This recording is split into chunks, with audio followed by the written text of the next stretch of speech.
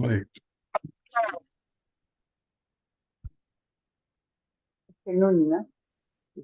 Hare Krishna, Gita. Pranam. Hare Krishna, Dandavat to all. So we are having darshan of Shri Jagannath, Baladev, Devi Subhadra, Gauranitai, Vamanadev, Parshuram and Panchatattva. Shri Jagannath, Baladev, Devi Subhadra, Mai ki jai, Gauranitai ki jai, Vamanadev ki jai, Panchatattva ki jai, Parshuram ji ki jai.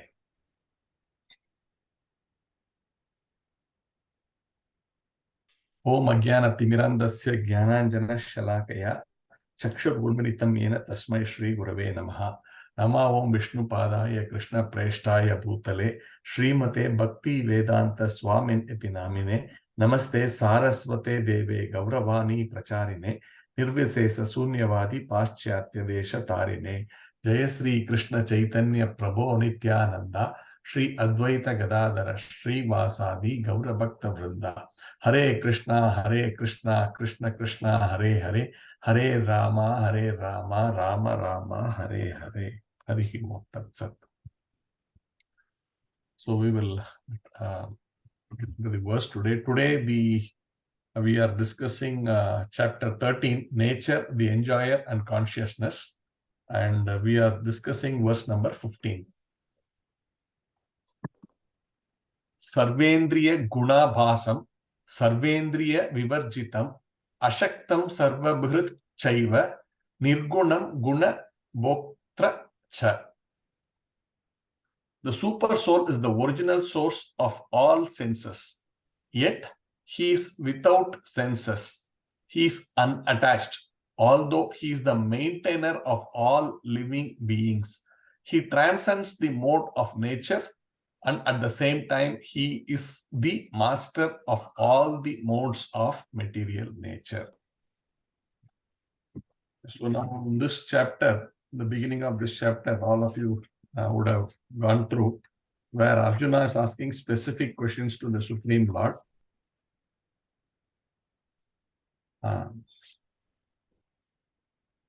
Where he is asking,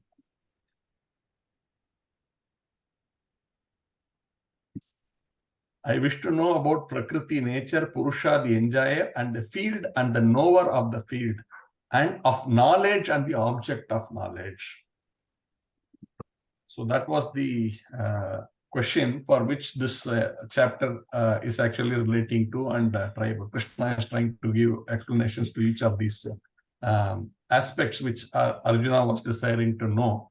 And here we are talking about the subject of the knowledge. So the super soul is the original source of all senses, yet he is without senses. He is unattached, although he is the maintainer of all living beings. He transcends the mode of nature, and at the same time, he is the master of all the modes of material nature. So the generally many people conceive the Lord as formless, right? In India, unfortunately, more than 90% of the people who have some faith in some superpower, they actually believe that the Lord has no form. And many times these verses are quoted where it is mentioned Sarvendri Nirgunam Guna Bhoktracha. And so the people think that therefore their Lord has got no form. But it is very clear that this Nirgunam, Prabhupada has many times mentioned, is actually refers to the gunas, three gunas. The three gunas are considered to be material. That means the three gunas are the ones which are actually activating everything in this material world. So this one is to indicate that the Lord is not affected by these three gunas. That does not mean that he has no form.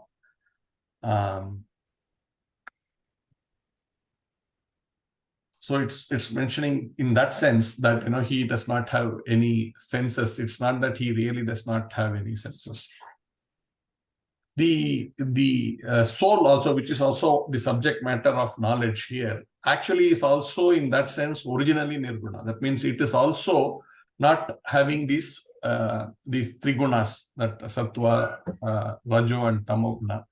It is actually in Shuddha Sattva in original state. But when it is covered by these three gunas, it is in a materialistic state. So the idea of this, even the soul, is that originally it is not covered. Unfortunately, when the soul has some desire to enjoy without Krishna, enjoy without the Supreme Personality of Godhead, then he is covered by illusion. Through that illusion, he is actually brought into this material world and he is actually covered. And when he is covered, he acquires these gunas.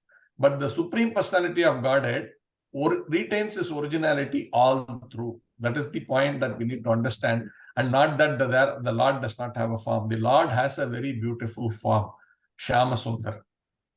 We are reading that the Lord has 6 opulences. And one of the most important opulences is all beautiful. When you say all beautiful, it cannot be that something which does not have a form is all beautiful. Beautiful is not referring to some kind of imaginative thing. It is actually what we can see and perceive as beauty, right? That is called beautiful. Not that, some metaphor of to say, oh, this is so beautiful that this is not visible, right? That kind of a thing can be poetic, but it is not really in the real sense. Something is beautiful means should be able to be seen. That is what is beautiful.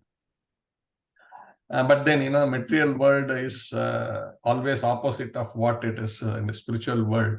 And therefore, we are not able to actually perceive it. We will talk about that a little also. In the Svetashvara Upanishad, Prabhupada writes, there is a nice word, a verse which is in 3.19. In that verse, it is mentioned, excuse me, it is mentioned, Apani Pado Javano Grahita.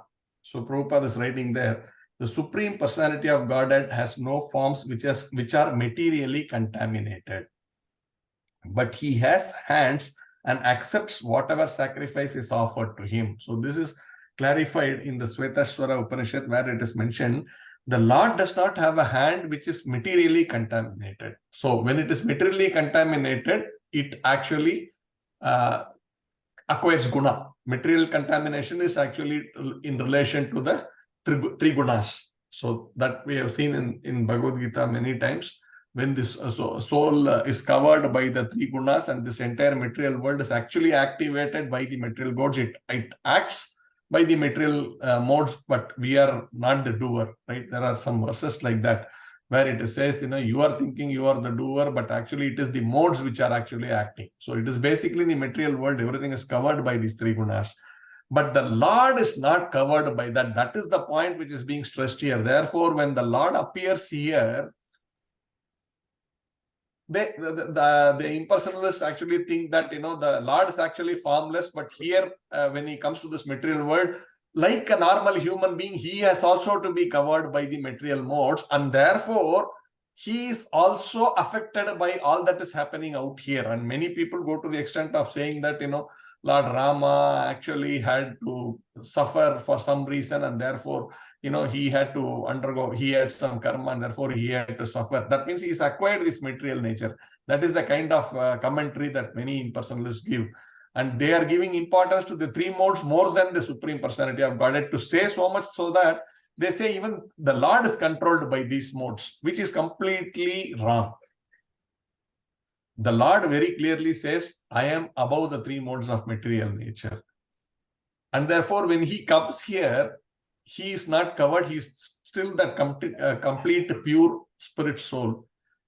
But we are not able to perceive that very clearly. So people think, oh, the Lord is also material like us, that the Lord can be simply killed by a arrow that you put, poisoned arrow which hits his toe, right? When that Supreme Lord can lift the Govardhan without any difficulty, when he killed the demons who are like kilometers long in their length, like Putana and all was like few kilometers in length in her physical nature, or the Trinavarta who's like a whirlwind which the world fears. and he's a small child and he's actually able to